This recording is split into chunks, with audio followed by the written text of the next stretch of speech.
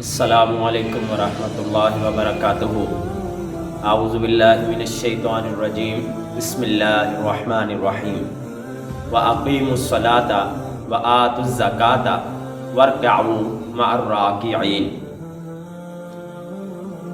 کلمہ پڑھنے کے بعد سب سے جو اہم کام مسلمان کے ذمے لگتا ہے وہ ہے نماز کی ادائیگی۔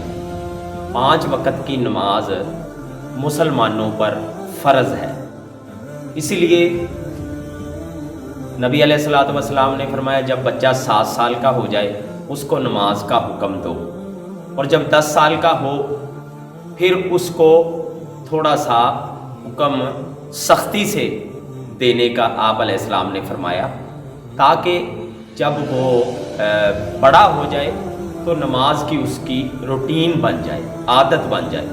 مومن اور مسلمان نماز کے بغیر جو ہے وہ کامیابی ان کے لیے نہیں ہے۔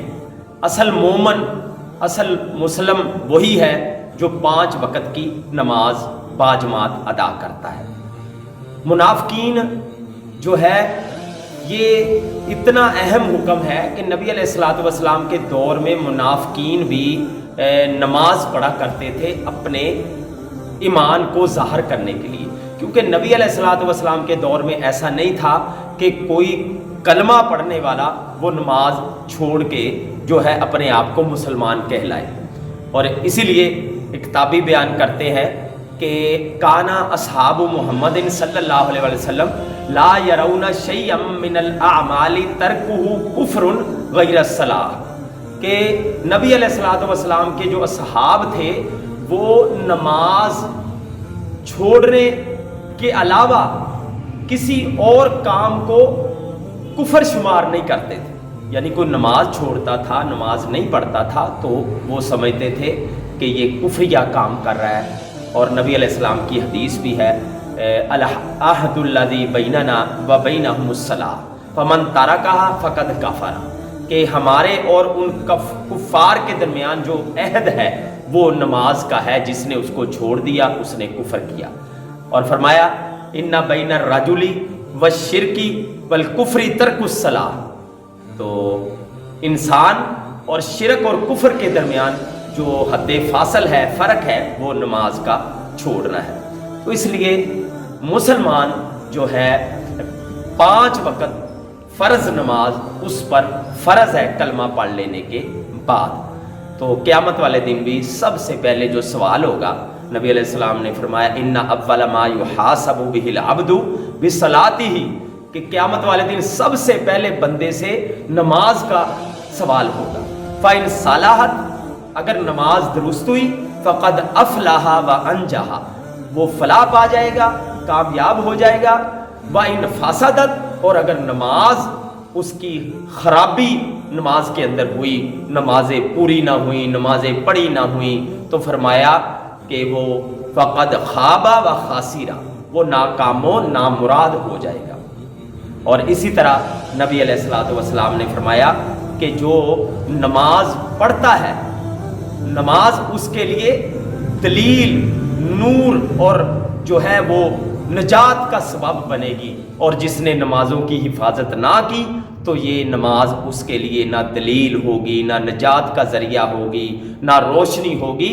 اور فرمایا وَكَانَ يَوْمَ الْقِيَامَةِ، قیامت والے دن وہ ہوگا مع قارون وحامان وفرعون وابی بن خلف، بڑے بڑے جو کفار ہیں، فرعون اور حامان، قارون، ابی ابن خلف، یہ بڑے بڑے کافروں کے ساتھ وہ قیامت والے دن ہوگا۔ تو اس لیے ہمیں جو ہے وہ نماز کا اہتمام کرنا چاہیے۔ نماز سے انسان برائیوں سے رکتا ہے اور اللہ اور بندے کے درمیان تعلق قائم ہوتا ہے۔ نماز سے، صبر سے، اللہ کہتا ہے میری مدد حاصل کرو نماز کے ساتھ، صبر کے ساتھ۔ تو یہ چیزیں مسلمان کے لیے بڑی اہم ہے۔ ہمیں جو ہے وہ خود بھی اور اپنے بچوں کو بھی جو ہے وہ نماز کے لیے جو ہے وہ تیار ہونا ہے۔ اور سب سے پہلے جو سوال ہوگا روزہ، حج، زکوٰۃ، جہاد، یہ جتنے بھی نیک اعمال ہیں یہ سب بعد میں اللہ تعالیٰ پوچھیں گے، پہلے نماز کا حساب ہوگا۔ تو ہمیں اس کی فکر کرنی ہے اور اس کے لیے اپنے آپ کو بھی تیار کرنا ہے، اپنی نسلوں کو بھی تیار کرنا ہے۔